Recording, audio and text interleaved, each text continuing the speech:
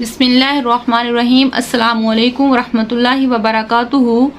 ناظرین، آج ہم آپ کو ملازمت کے بارے میں ایک ایسا وظیفہ بتائیں گے کہ انشاءاللہ آپ کو بہت جلد ملازمت مل جائے گی، کیونکہ جو شخص بے روزگار ہو اور روزگار کے سلسلے میں بہت پریشان ہو تو اسے چاہیے کہ وہ قرآن پاک کی اس آیت کو عشاء کی نماز کے بعد یا تہجد کے بعد بلا ناغہ 1000 مرتبہ پڑھے تو انشاءاللہ اس کو بہت جلد ملازمت مل جائے گی اور اس کی یہ پریشانی بھی دور ہو جائے گی اور لوگ بھی اس کی تعریف کرنے لگیں گے۔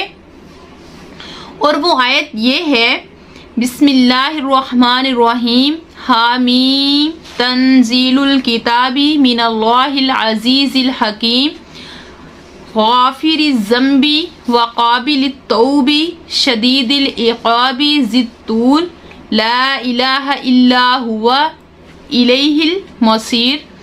آپ اس تلاوت کو بلا ناغہ 40 روز تک پڑھیں۔